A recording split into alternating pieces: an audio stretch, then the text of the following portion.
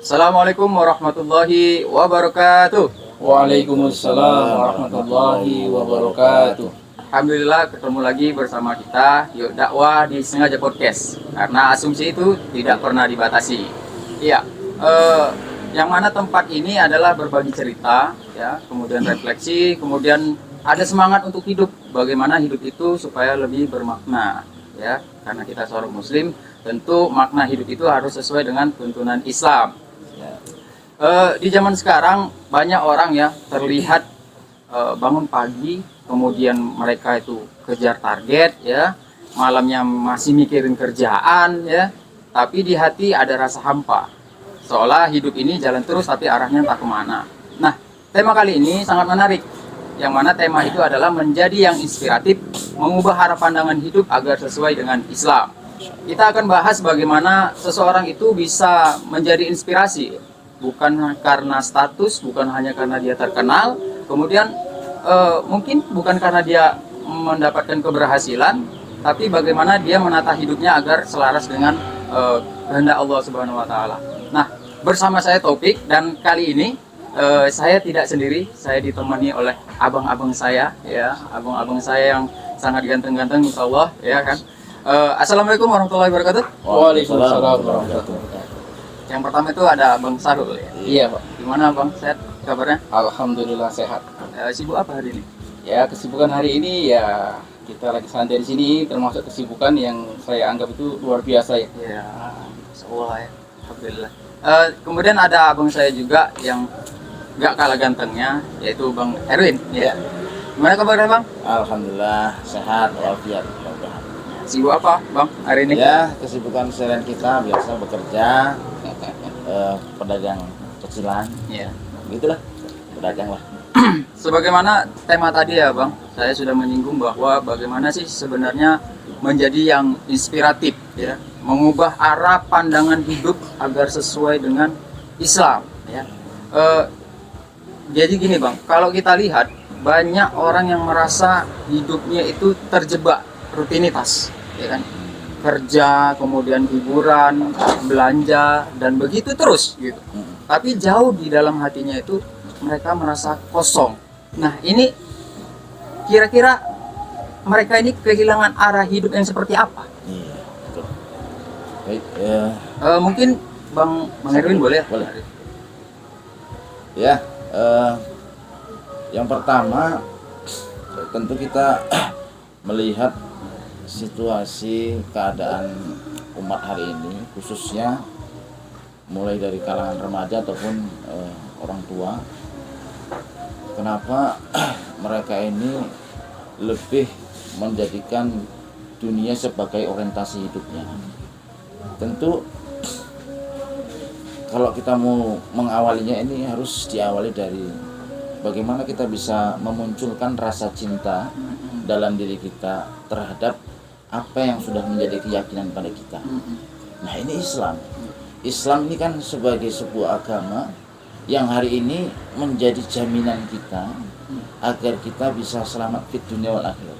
Nah, mungkin yang awalan itu kita harus memunculkan rasa cinta dulu Bang Taufik. Iya, alhamdulillah. Cinta ya, cinta. Menarik sekali. Jadi artinya kalau kita ingin meraih yang namanya tujuan hidup tadi, mau nggak mau kita harus memunculkan rasa cinta itu dulu ya. Ya, cinta itu dasar. Kalau menurut Bang Sarul?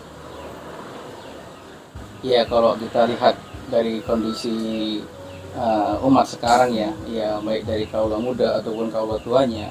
Jadi kalau emang orientasi hidup mereka itu di dalam Islam itu tidak dimunculkan sebagai seorang Islam, mereka itu menganggap dunia ini adalah tujuan, ya jangan berharap ya kan kita tuh bisa menjadi apa ya Muslim yang taat kepada agamanya, terutama kepada Allah SWT. Bisa nggak Bang kalau saya mengatakan bahwa kehilangan arah hidup itu ya bukan karena hidupnya gagal, tapi karena salah tujuan? Bisa nggak saya bilang gitu? Setuju nggak kira-kira Bang saya bilang gitu? Apakah ada sabda Rasul yang mengatakan terkait itu kira-kira? Boleh jadi misalnya ada ketika seseorang itu misalnya merasa kurang, kemudian tujuan hidupnya itu mungkin hanya mengedepankan materi, Nah ini pandangannya gimana nih Bang Sarul? Kalau lah seorang muslim ya Rasul sendiri itu kan ya, mengatakan misalnya kalau kalian mengejar dunia ya kan ya akhirat itu nggak akan pernah akan ikut. Tapi kalau orientasinya itu akhirat ya dunia itu secara otomatis pasti akan ikut. Iya. Begitu dia. Jadi Bang, sekarang banyak orang yang berlomba-lomba untuk menjadi inspiratif. Ya kita tahu lah, biasa tuh kalau orang-orang untuk menjadi inspiratif itu biasa punya banyak pengikut, Iya. influencer, punya banyak followers, ya kan. Kemudian dia ya diikuti banyak orang lah. Bagaimana aktivitas dia itu selalu ingin diikuti banyak orang, ya kan. Pertanyaannya gini Bang, jadi inspiratif itu tentang pengaruh yang membawa perubahan ke arah ketaatan ya berarti ya? Bukan sekadar membuat orang itu kagum ya? Gimana Bang? Iya. Ya memang kita melihat fenomenanya begitu, kondisi umat hari ini memang yang menjadi tren itulah yang menjadi inspiratif hidupnya. Misalnya begini, sesuatu yang mereka lihat tidak begitu optimal dalam beraktivitas tapi bisa menghasilkan nilai atau hasil yang luar biasa, misalnya menjadi YouTuber atau konten kreator dan lain sebagainya. Ini kita melihat pekerjaannya yang tidak begitu berat tapi hasilnya luar biasa. Ini yang menjadi tren dan kemudian menjadi inspiratif masyarakat. Nah, ini kalau bicara tentang inspiratif dunia Ya. nah kalau kita kembali kepada Islam sendiri, bahwa Allah itu sudah menegaskan bahwa kepada kita dalam surah Al-Hujurat ya, Ya. kalau saya tidak salah ayat 41 atau 51, wa ma khalaqtul jinni wal insa illa liya'budun, Ya. ya kan? Tidak aku ciptakan jin dan manusia kata Allah kecuali untuk beribadah kepadaku. Jadi orang makna secara secara mantuk, secara bahasa, bahwa ayat ini mafhumnya adalah Allah itu tidak diciptakan jin dan manusia kecuali akan kita harus beribadah kepadanya. Kira-kira Bang Sarul, ketika ada seseorang lah, katakan dia menjadi inspiratif, kemudian dia menjadikan wadahnya itu sebagai influencer. Nah, kira-kira pekerjaan itu secara Islam itu dibolehkan nggak sih? Kalau menurut pandangan saya, selagi itu dia karena lillah, Iya. itu ada malah bagus di dalam Islam. Tapi kalau dia itu hanya untuk popularitas semata, hanya untuk digemari banyak orang, itu ya jadi masalah nanti gitu. Tapi kadang gini ya, ada yang mengatakan gini, kalau kita nggak seperti itu, ini intermezzo dulu ya. Iya. Boleh Bang sambil diminum. Makasih Bang Amin ya. Ya, kita lanjut lagi. Terkadang banyak orang menganggap bahwa ketika kita tidak mengikuti tren, kita akan ketinggalan nih. Nah, kita akan ketinggalan.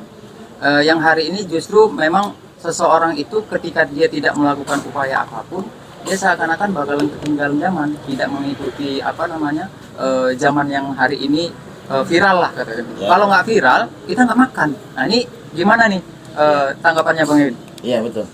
Yang pertama, manusia ini mesti harus mendudukkan kembali orientasi hidupnya memang. Ya.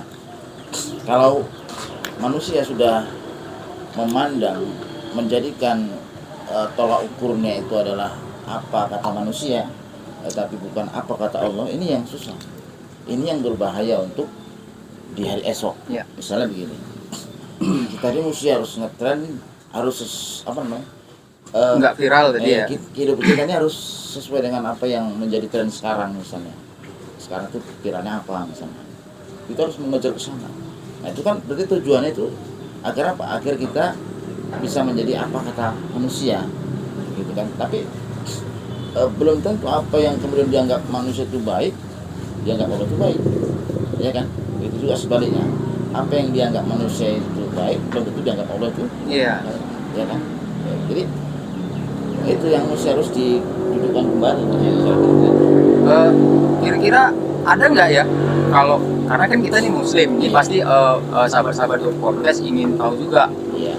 ada nggak contoh bagaimana seseorang itu bisa katakanlah dia tidak terkenal, tapi dia bisa menjadi inspiratif dan membangun yang namanya satu perubahan, dan arah tujuan hidupnya juga jelas. Standar Islam. Kira-kira ada nggak dari Islam, Bang Sarul? Ada. Nah, jadi kita tengok Rasulullah sendiri ya. Iya. Dia itu seorang yang popularitas ya Masya Allah. bilangnya. Tapi dia nggak mesti ditunjukkan dari kehebatan dia. Dia cukup ikhlas berdakwah, ya kan, menyebarkan Islam dengan ikhlas itu udah luar biasa. Sampai sekarang dampaknya kita ingat. Ya. Nah, itu hasil dari dakwah beliau yang dengan ikhlas tadi itu. Iya. Ya sekarang ini ya Bang, kita mungkin ada pembahasan yang poin paling penting sebenarnya yang ingin saya tanyakan ke abang-abang saya ya. Iya. Bagaimana sih sebenarnya seseorang itu bisa mengubah arah hidupnya agar sesuai dengan Islam? Kadang orang sudah sadar tapi susah memulai. Nah ini gimana Bang? Iya. Bang Ewen? Baik, pertama memang kalau kita melihat kondisi hari ini itu semua yang terjadi, baik keadaan baik atau buruk, ini sudah menjadi sesuatu yang secara struktural terjadinya. Kejadiannya secara struktural. Kenapa manusia, umat, khususnya umat Islam hari ini jauh bahkan meninggalkan Islam? Karena memang itu sistem yang hari ini tidak mengajarkan, mengarahkan kita untuk menjadi hamba yang taat. Banyak fasilitas-fasilitas yang itu adalah sesuatu yang diharamkan oleh Allah, tapi itu difasilitasi oleh sistem hari ini. Sehingga manusia hari ini, ya, saya pernah membaca satu artikel dari salah satu profesor, ahli, pakar apa ya, otak, Ya. bahwa otak kiri manusia itu cenderung pada hal-hal yang kemaksiatan. Semua bentuk kenikmatan itu lebih cenderung dia ke sana. Makanya hari ini kita bisa melihat bahwa manusia itu lebih mengedepankan yang asik daripada yang wajib. Nah itu dia. Ya. Jadi Biasanya seperti itu memang. iya memang begitu. Apa Bang ya?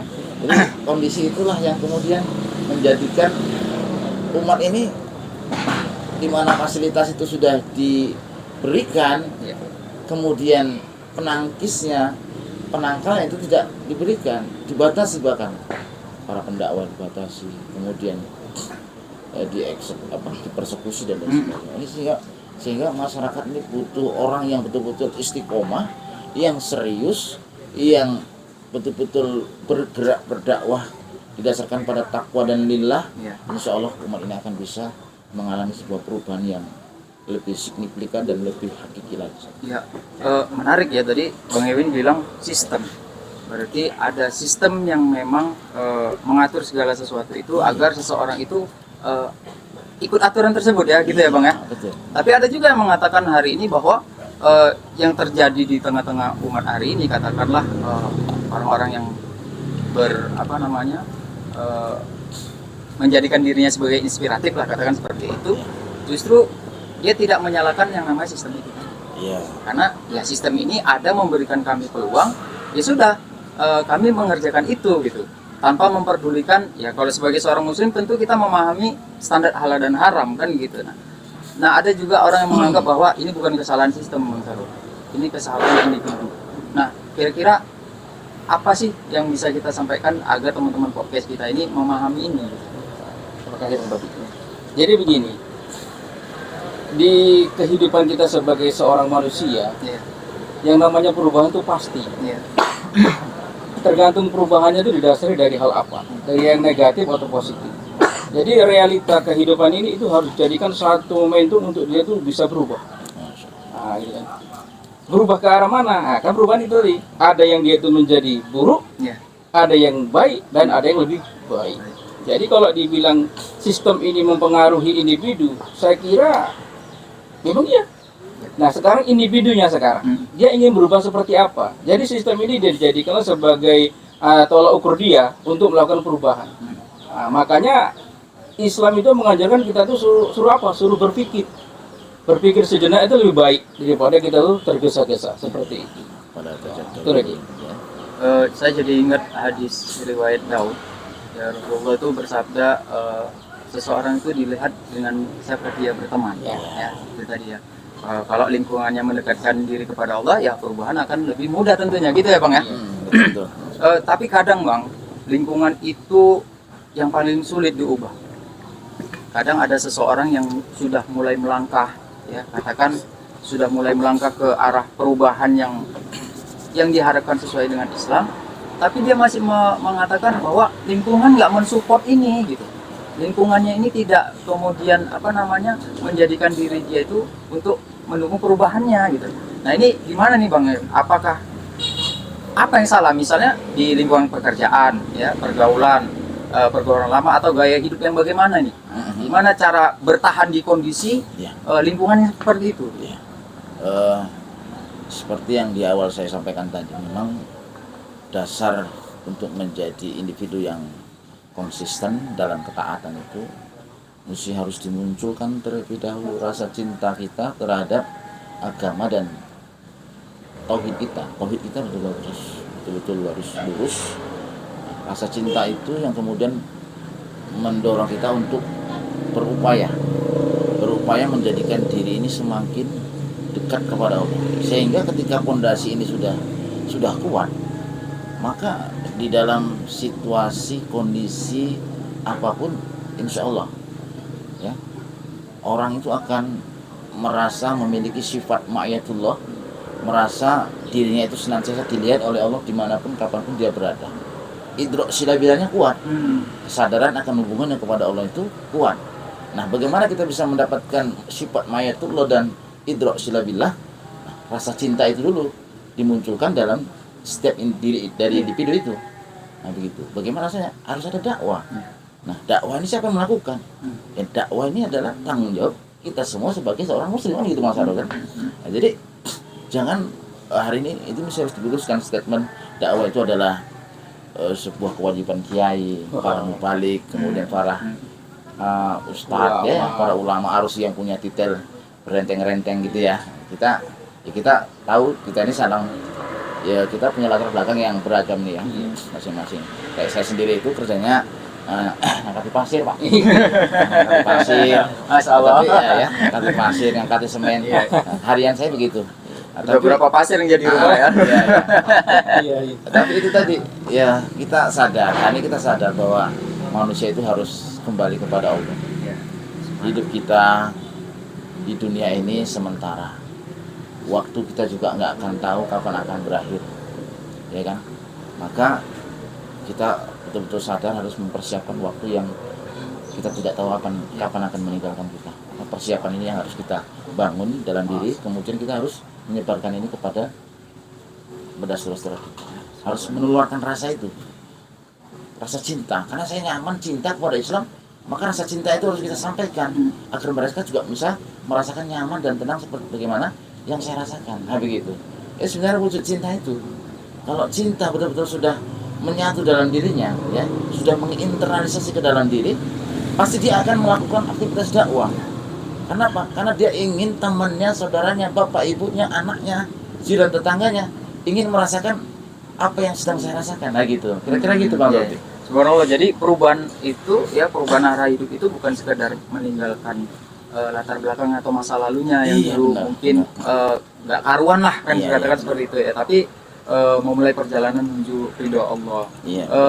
Nah ketika seseorang ini sudah menumbuhkan rasa cinta dan kemudian dia berusaha membuktikan, ada tantangan lain nih Bang, istiqomah.